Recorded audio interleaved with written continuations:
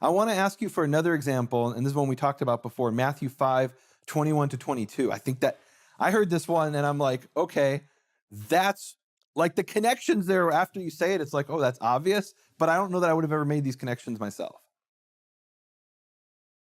You've heard that it was said by them of old time, thou shalt not kill, and whoever shall kill shall be in danger of the judgment. Mm-hmm.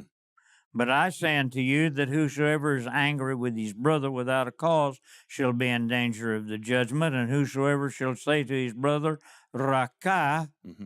shall be in danger of the council, and whosoever shall say, thou fool, shall be in danger of hellfire. Mm-hmm.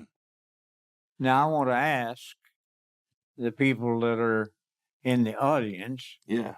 how many have ever heard their pastor, or anyone else for that matter, ever Mm-hmm.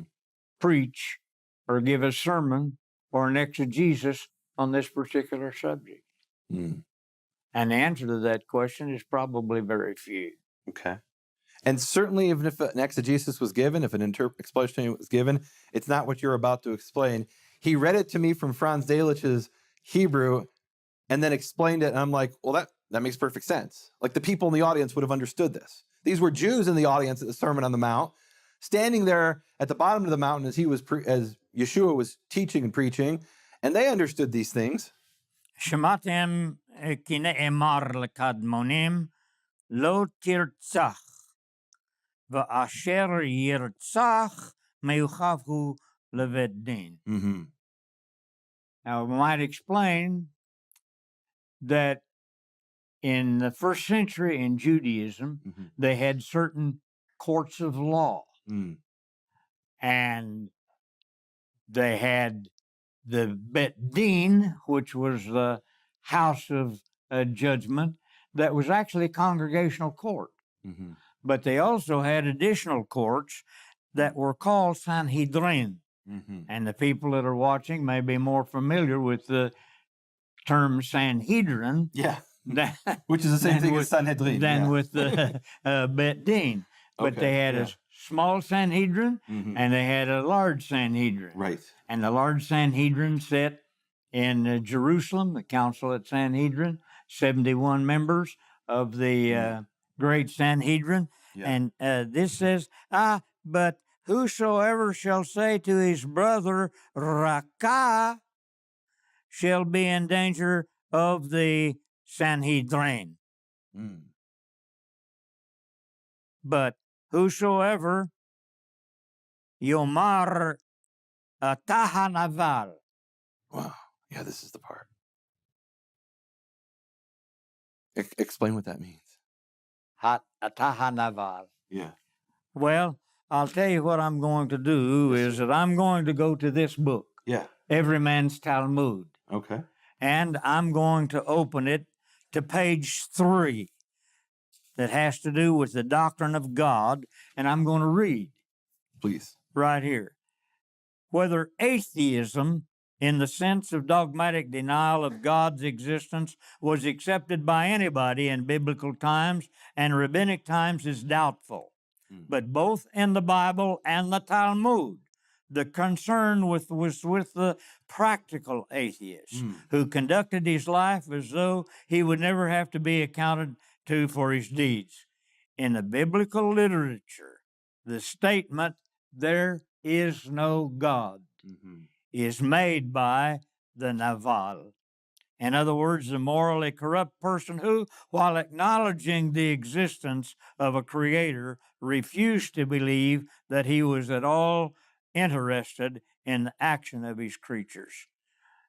His counterpart in the Talmud is the Apikoros, or the Epicurean, who likewise denies the fundamental principle of religion by his abominable conduct.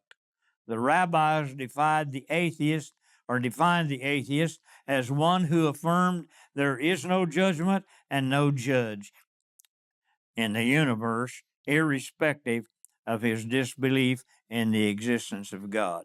And the whole deal is that in the biblical text, in Psalms, chapter 14, verse 1, it says, Mhm. what? The fool Yeah. has said in his heart, there is no God. So what you're saying, what you're doing here is you're tying this all together. You're using here a Jewish resource, and what people didn't see is in the book there are all these notes. Baba Batra, 16b, etc. In other words, this rabbi isn't just making things up; he's basing it on ancient Jewish sources, and you're tying all that together with Psalm 14:1 and Psalm 53:1, where it says in both of those, the Naval says in his heart, the fool says in his heart, there is no God. And when Yeshua says, don't call a man a fool, essentially, right? I'm paraphrasing. But if you call a man a fool, then you'll be subject to the hellfire or whatever. That explain what you explained yesterday, what that means. What is he really saying here? What does it mean to call someone a fool? What it means, the Naval is that this person is separated from God. Mm. He's not in any kind of relationship with God. He doesn't care about God. We would say that he was an atheist today, but that's not the term that they were using. It's Right. that he was an individual who might have believed that there was a God, but didn't believe that in any way he was responsible for his own actions. And what you explained yesterday is that Jesus is saying, when he says, if you say, you fool, you'll be liable to the hellfire, what I understood from you yesterday is he's saying, don't question somebody else's relationship with the creator of the universe. Well, once you do, yeah, you have made yourself to be God.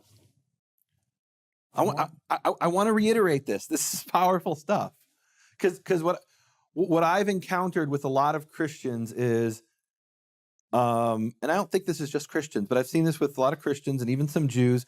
Well, they'll say, well, that person has the wrong doctrine. Oh, that person's relationship with God is not right. We have the correct thing over here, and those people are wrong, and they're not, and they don't have. And what I understood from you yesterday is that when he says, don't, and if you say Naval, you'll be liable to hellfire. It's not just you're saying the person is stupid. You're saying he doesn't. They're lost. They're separated from God. And so you should not accuse someone of being separated from God. No, because that's not up to you. That's not your a decision to make. Judge not that you be not judged. Amen. Wow.